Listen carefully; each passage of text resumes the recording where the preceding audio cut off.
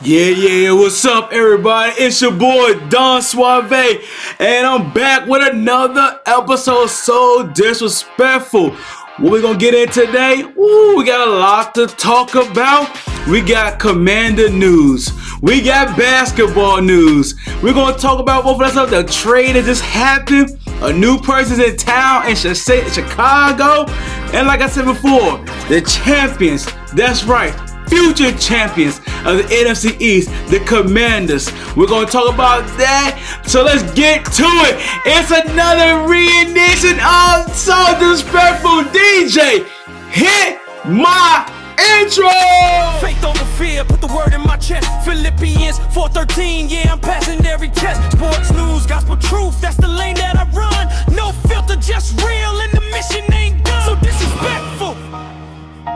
Yes sir, welcome back. Your boy once again, Don Suave, the original tribal chief of broadcasting, the head of the sport broadcasting table. You see, I got it right here. Thank you, Lord, for my title right here, because this title belongs to everybody that watches the show. But of course, I'm talking about the future NFC East champions. Y'all see it in the background. I'm still repping the Washington Redskins. You already know it is. It's all about hail to the Redskins, hail to the Commanders, whatever you want to call them. It's still Washington. And that's how we're going to do it from here on out. So like I said before at the beginning of the show, y'all, let me go ahead and put the title down, still the champion. Well, I said at the beginning. So look, we got a trade in the NBA. That's right, Giannis has been traded to the Miami Heat. I'm going to talk more about that. I'm also talking what it does for both sides of the team. Of course, everyone know your boy Chicago Bulls fan. We got a new rookie. He's saying he's trying to be the rookie of the year. Yeah, we're going to talk about Caleb Wilson as well. And of course, we're going to finish this video with some Washington Commander news. And this news gets your boys excited, man. I get happy because, just wait. Because you know what?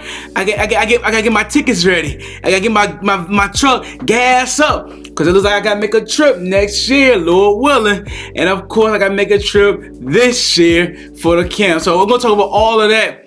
But of course, first, what do we start with? We start with the motivation. And everybody knows about me, I always go to the Word of God. So where is this coming from? This is from Philippians 1:6. It's the New Living Translation Bible. It states, "And I am certain that God, who began the good work within you, will continue his work until it's finally finished on a day when Christ Jesus returns." So what this means, this is a biblical promise assuring believers that God will finish the work of spiritual growth and transformation he starts in their life. So here's a little bit of background about this, y'all. The Apostle Paul wrote this while in prison, expressing deep gratitude for the Philippian church's faithful partnership. When Paul says, quote, "in you," was often interpreted as within the church, he reminded the community that God is not just saving individuals, but building a collective body of believers for a glorious future. For Christians, this verse is a frequent source of comfort, offering assurance that even moments of struggle, delay, or spiritual dryness, God is still quietly at work shaping them. So here's some key elements of that verse. Number one, God is the initiator. The, quote, good work of salvation and spiritual renewal is God's doing, not our own. He is the one who transforms the heart. Number two, God is a sustainer. Quote, he will continue his work. This means God stays actively involved in your life. He does not abandon his projects halfway through. And lastly, the final completion. The work will be finally finished when Christ returns, meaning our sanctification, the process of becoming like Christ, will be made perfect. So what does that mean, everybody? God has not left you. He has never left you. Times where he may be quiet, that doesn't mean he's not with you or he's not paying attention. He's still working. See, I know a lot of times we want to hear all the time, like, Lord, I need to hear from you, and he will talk to you. He will. When you get in that quiet voice, when you need that small, still voice, he will talk to you. But sometimes he's quiet. And the reason why it's quiet is not all because he's not ignoring you. He's not listening to you. He's not like just, I don't want to hear from you. He's working. So what we need to do when that times happen is continue to trust. So you know. So you need to know that your trust will never fail when you trust God. God can do all things but fail us anyway. And there's nothing impossible with God. So if he began to work, he's not going to do it how some of us did in school when we start a project and halfway we just done, or we started, get fourth, we're done. We won't even finish it. But God is going to finish that project and he's going to get an A+. See, that's the beautiful thing about it. Whatever he started in you, he's going to work to finish it. Isn't that awesome? I mean, he didn't just start work on you and say, okay, I'm just going to throw you to the wayside, or I'm just going to put you on the shelf. No, he's saying, I'm going to work on you. I'm going to continue this work until the finished product. I'm going to make sure that when you come out as pure gold and like Christ. Our Heavenly Father loves us so much that even sometimes that we'll mess up. That's what we're going to do. We're going to mess up. We're going to fall at times. That doesn't stop his process with you. See, go read Proverbs. When it said a righteous man falls 7 times, but a man of calamity falls 1 time, a lot of people need to understand that scripture. The meaning is that get up. You fall, get up.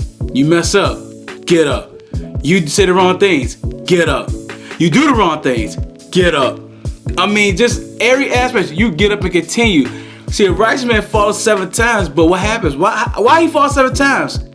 He failed because something happens, but to get to 7, that means he had to get up. So if he failed 1 time, he got up. He failed 2 times, he got up. He failed 3 times, you know what I'm saying? He gets up. So he's telling you that when you fall, get up and continue. Yeah, I know we deal with sin. Yes, we deal with the flesh. We deal with all this stuff. But it's all about consistency. It's all about trusting that the Lord is going to continue and finish the work that he begun. And you just got to continue to get up.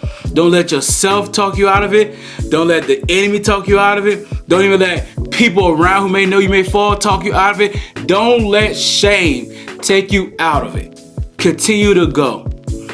You got to understand, when Christ died on that cross, when he took that ransom, when he took that debt of ours and paid it on him, and he took that torture, when he went through, he did it because he loved us, number 1.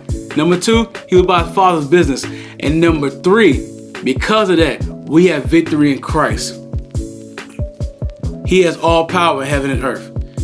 The ransom was paid. He satisfied the atonement of sins. So for you that's listening and watching this, no matter what happens in life, no matter if you fall, if you say the wrong things or anything, get back up. Get back up and continue to go. Continue to move forward. Get back up. I'm ending like this. Look at the story of Peter. I mean, we call Peter, we say Peter's from the south side of heaven. Peter denied Christ 3 times. Even though before he was like, I'm ready to ride with you through death, no matter what. I'm riding with you, Jesus. You're gonna deny me 3 times for that rooster crows. And what happened? He denied him. But I want the end of his story. What happened when Jesus was resurrected? When he came back to life. He asked Peter 3 times, do you love me? And each time he did, he said yes. He gave him a mission. So that means right there that even Peter, who denied him 3 times, Christ forgave him and gave him a mission. He didn't just say, okay, I forgive you, now I don't need you no more. He said, even though you did that 3 times, I still love you. And I forgive you. And I got work for you to do. And that's the same thing saying to y'all right now. Yeah, you may mess up. Yeah, you may say the wrong things. Yeah, you may did the wrong things. Anything, you fail. He still has work of you. He still has work. So get up, continue, and know he's going to finish that work that he began in you. It's in his word. He's not a man shall lie, nor a son of man shall repent. If he said it, he meant it. His word doesn't return back to him void. And that's the motivation right there, y'all. He will finish that work he began in you. Alright, let's head over to the NBA side. And let's go ahead and talk a little bit about basketball in this trade as well. So you heard what I said. I was talking about the trade with Giannis But before that, there was a trade that just happened. Actually, y'all, John Morant has gotten traded to the Blazers. The reason I'm not gonna talk about that because there's a rumor that's happening. I'm gonna talk about it in the next episode of So Disrespectful. There's a rumor going on that John Morant and Damian Lillard could be getting traded as well from Portland to the Celtics for Jaylen Brown. So we're gonna see if that rumor happens. We're gonna see. Like I said, next episode, if it doesn't, then I'm gonna talk about the trade with John Morant, what that means for the Blazers and for the Grizzlies. But for right now, let's talk about Giannis Antetokounmpo getting traded to the Miami Heat for basically a whole lot. Let me tell you what happened. So first and foremost, the Bucks trade Giannis Antetokounmpo and Bobby Portis to the Heat. So the Bucks will receive Tyler Hero, Khalil Ware, Jamie Jazzquez Jr., and Kaparas Jakunis. They also get draft capital, 3 first-round picks, including a 2026 13th overall pick, 1 pick swap in 2030, and 1 second-round pick. I was gonna say congratulations. I mean, who won? I would say the Heat won, not because of Giannis, but also because they got Bam as well.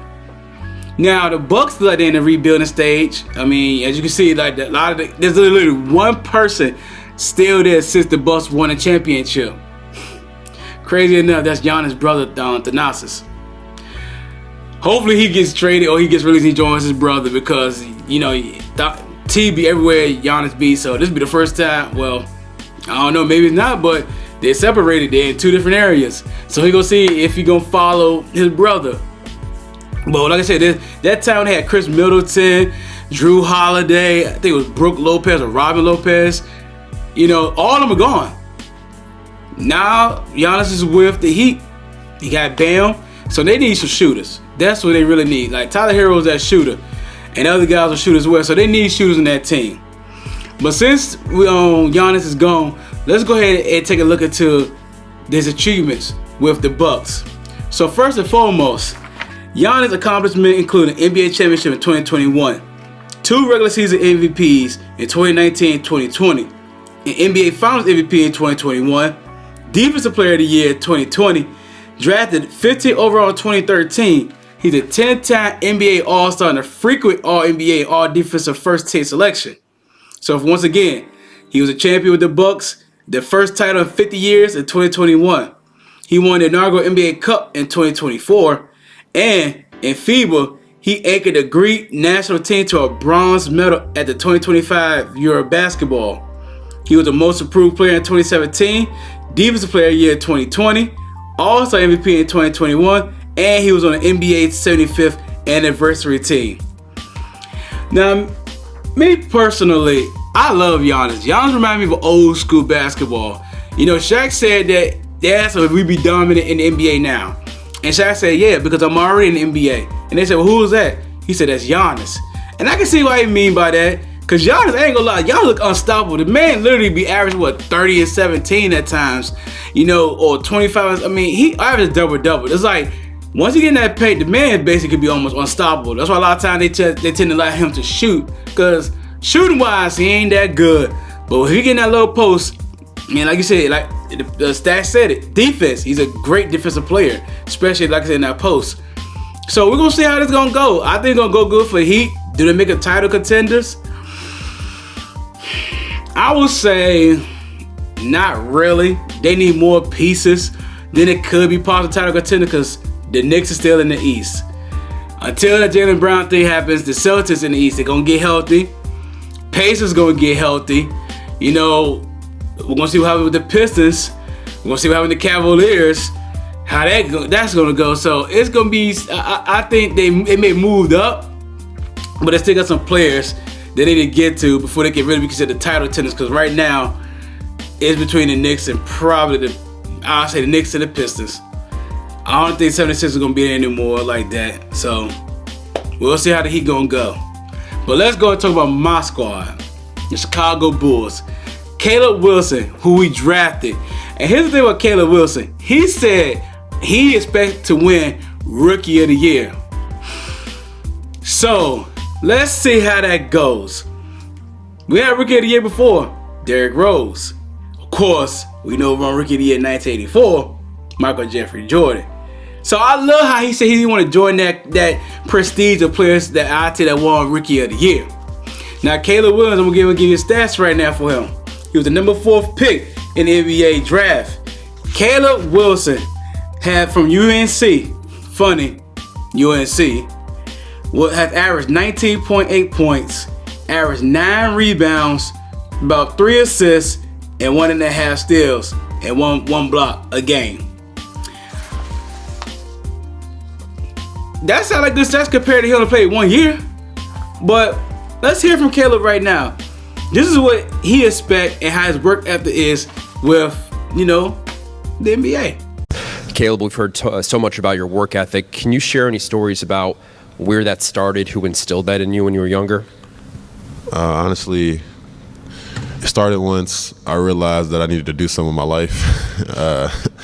I wasn't really a hard worker when I was younger. I probably didn't start really taking basketball specifically serious until I was around 14 years old. But once I really started to stick with it, I really started to work hard. And I just love the game, and I have a lot of fun with it. But I want to be legendary and want to be remembered after I finish playing, and that's kind of what pushes me every day to be a great player. So that's what he said, y'all. And then, like I said, this is a quote what I said before. He said, expect to win the Rookie of the Year. This is what he said, and I quote, I expect to have Rookie of the Year, honestly. I'm going to work hard. I'm going to do what it takes.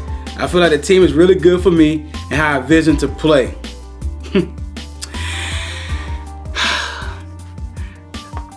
This is going to be an interesting year for us. Everybody from the Bulls is saying the same thing.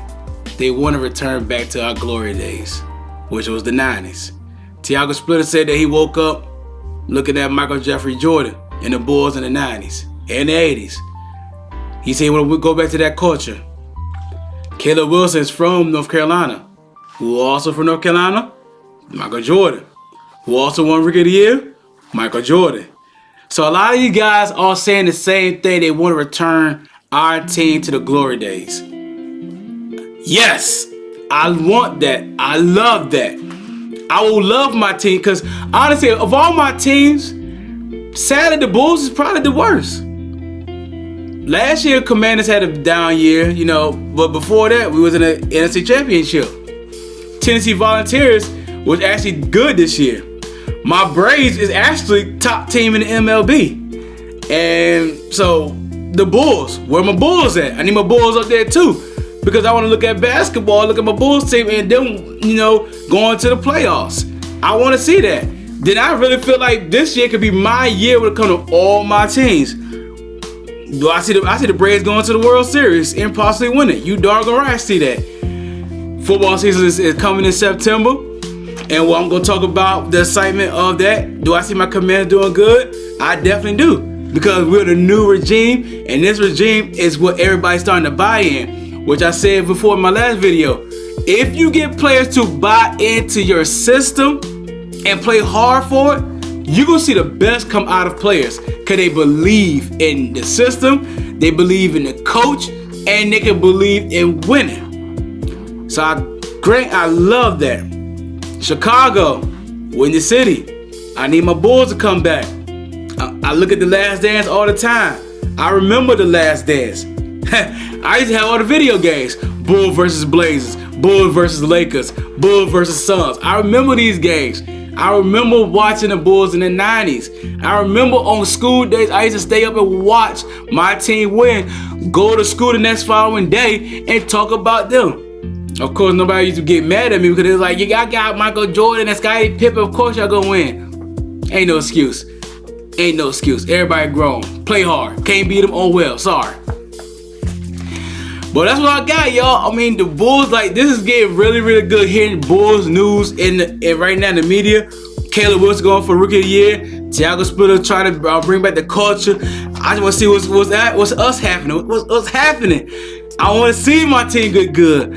I want to start wearing jerseys for the Bulls. I still got my Michael Jordan jersey in there, but I want to wear a Caleb Wilson jersey. I want to wear players' jerseys so I can go to sports and say my team is running the NBA right now. We up there with the Knicks and the Pistons and all that. I can't wait to say that. Sports, I know baseball is good, but like I said, I cannot wait to football and and basketball season again, especially football. And speaking about football, let's go and take a trip to the Commander Zone. DJ, double duty, work overtime. Hit the intro. Those haters can't stand us. Left hand up. Who are we? The Commanders. Commanders. Commanders. We fight for RDC. Who are we? The Commanders. Commanders. Commanders. Left hand up. Who are we? Yes, sir. Welcome to the Commander Zone, y'all. Yes, sir. I gotta bring out the championship belt for the NFC East champions. That's how I'm calling it. You already know. And of course, the W stays around my neck. I got that hat on. You see the background right here. And of course, I got my scarf. Call me MJF, baby. So what's going on with the Commanders? Yo, like I said, the news that came in. Next year, 2027, the NFL draft. It's in DC! That's right, y'all. So listen to this. On May 5th, 2025, President Trump announced 2027 draft will be staged at the nation's capital on the National Mall. Trump was joined in the Oval Office by NFL Commissioner Roger Goodell and Washington Commanders control owner, our boy Josh Harris, and DC Mayor Muriel Bowser when he announced initial plans for the draft.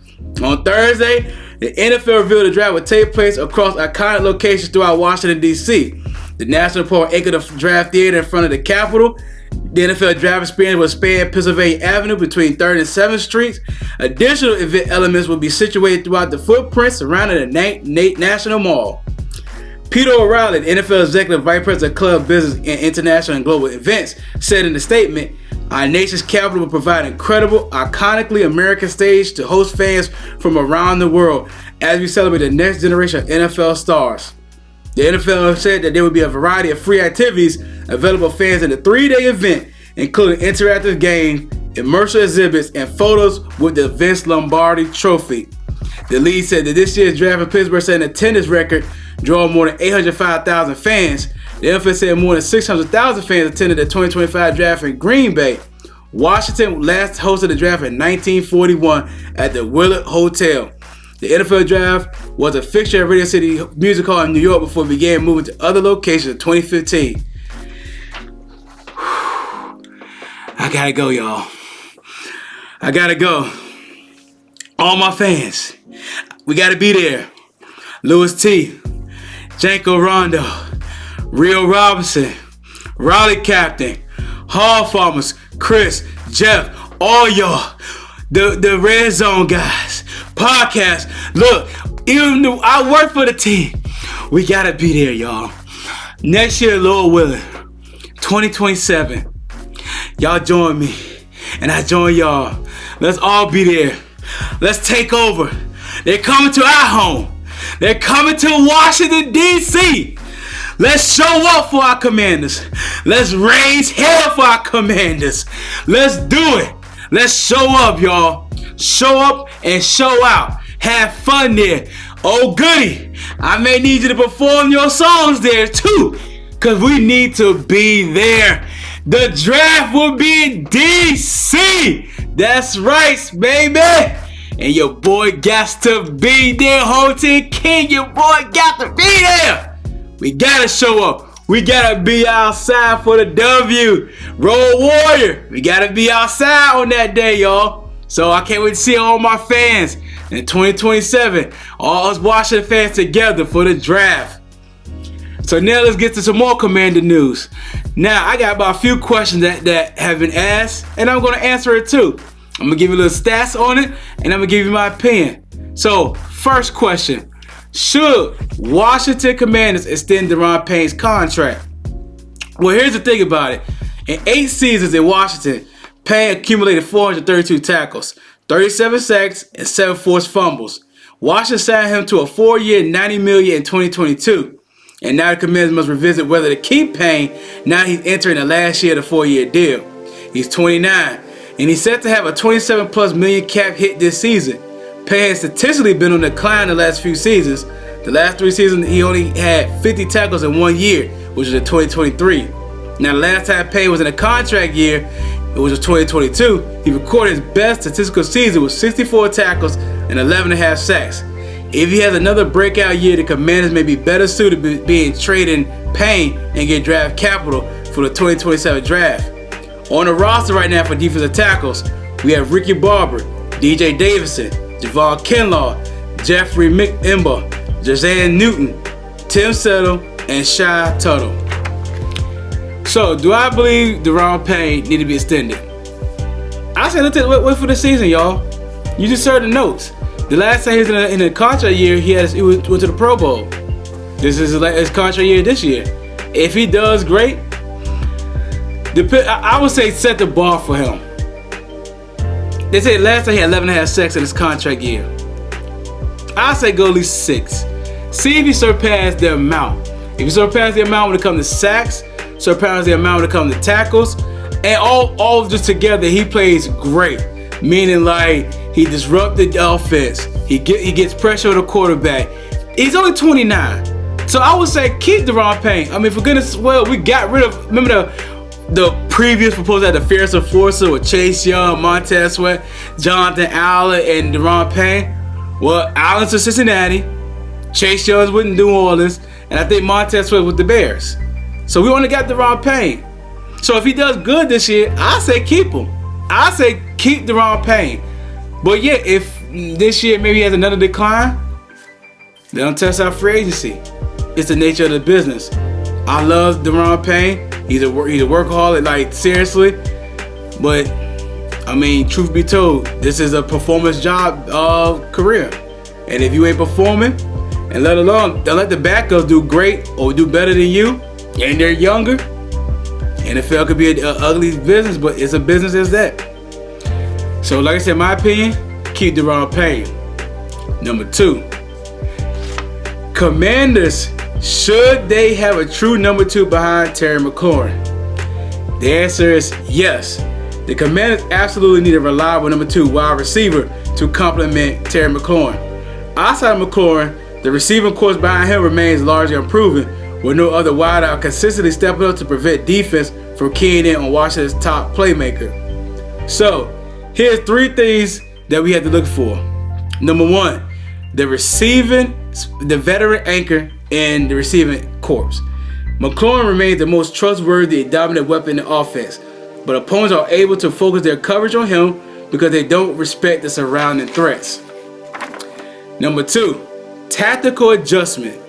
Moving McLaurin, there has been strong buzz about the coaching staff moving McLaurin around the formation more frequently to take advantage of his versatility and physicality. Blau has emphasized the goal of protecting quarterback Jaden Daniels by relying more on play action and getting McLaurin up to 10 targets per game. Now, here's number 3. Unproven depth. Once again, outside of McLaurin, the Commanders are relying on young or new additions such as Antonio Williams, Naomi Brown, and Jalen Lane to establish themselves in the training camp. This is why the whole Brandon Ayuk thing, everybody want him over there. Some people say go get Stephon Diggs for that reason. And here's another part to add to that depth part. The basketball roster approach. Now let me explain what that means. This new offensive coordinator has compared the current receiving room to a basketball roster, suggesting he plans to rotate players based on situational matchups rather than submitting a traditional every down number 2. Look, McLaurin, I don't care what anybody says, he's a top 10 receiver. But he's also our best receiver. And teams know that. So that's why we need a number 2. We need a number 2 and we also need a number 3. We still got Lou McCaffrey who's coming off an injury. I just tell you, we picked up Diane Brown, came back. The reports show that I'm going to have to look it up to see if it's the truth, because I really wanted him to stay on our team, which is Traylon Burks. I heard he got released, but I'm going to check on that because I love Traylon Burks. When he was playing for us that last season, everybody remember that catch. And he's a big, tall receiver, and he's fast. And he was playing with his former teammate for the Titans, tight end, Chig. So we definitely need number 2. If we could get Brandon Ayuk, I said it before, go get him. I know TJ Human was out talking about that if you go get Brandon Ayuk, NLP should be fired. But let's actually see how Brandon Ayuk does. Mind you, when he's healthy, he's actually not a bad freaking receiver. He just got to be healthy. And if he's acting like this, who's to say he don't play hard for our squad because he's playing with his teammate? A lot of times you gotta understand, when you play with somebody you know for a while and you had great success for him, you want to continue that success. But it is Stephon Diggs, and he is from Washington. He's from Maryland, and we signed him basically like he said, he's coming back home. So honestly, go get one of those 2. But if I had to get someone, I would definitely get Brandon Ayuk, just so you can pair him up with Jay Nix, because he's been wanting to play with this man for a minute, y'all. For a minute. And now he's trying to do everything in his power to get to our team.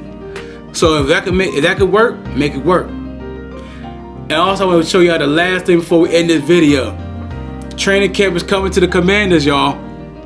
So to let y'all know, the Commanders will host fans for 11 training camp practices this year, with some open to the public and others open to season ticket holders. So the ones open to the public is August 1st, my birthday. August 7th, which is Military Appreciation, August 8th, 18th, and the 19th. For season ticket members only, August 3rd, 4th, 5th, 10th, 11th, and 12th. I'm going to be there. You know why? For one, I work for the team. Number 2, I just told you my birthday is August 1st. Why not be there? August 2nd, I'm going to be at the stadium anyway. Why not be at the training camp and see up close and personal our squad? I'm going to be there July 11th, y'all, at Northwest Stadium for the Chris Brown Usher concert. Like I said, I work for the team and I work for the stadium, so I don't got to be security. So I'm definitely can't wait to see our training camp and see how the players and how the fans, because I know the fans going to be packed. It's going to be jam-packed there. I mean, Ashburn is going to be crazy. And it's going to take me 3 hours to get there. But that's 3 hours well spent to drive over there. This is exciting news, y'all. I mean, I don't know about you guys, but as a Washington fan, y'all, us getting the draft, us with what's going on in our season, the players, everything that's happening, I cannot wait. I cannot wait until the season starts. It is so awesome. I cannot wait. Like, y'all understand, if I could put a helmet on and go play for this team, I'll go play. The last time I was excited like this was last year, but then again, y'all know what happened last season. But like Jay Dane said, last season is last season. It's time to move on. It's time to get better, and it's time to raise hell in Northwest Stadium. So what y'all guys think, y'all? What y'all think about the Giannis trade? What y'all think about the Commanders and what's going on in the offseason? Are my fans, are y'all going to the draft as well? Make sure y'all leave in the comments. Make sure to like, share, subscribe to So Disrespectful. It's on the YouTube channel. You can go to my social media, Don_Suave87 on Instagram, Twitter, and on TikTok. Like, share, subscribe, y'all. Next episode, we're going to dig deep into that Ja Morant trade to see if he's staying with the Blazers or what happened. And we got more Commander news. We're going to go all through, all the way, hell to the Commanders. Your boy Don Suave signing off, y'all. Peace. 4 letters, 1 word. Yeet. Faith over fear, put the word in my chest. Philippians 4:13, yeah, I'm passing every test. Sports news, gospel truth, that's the lane that I run.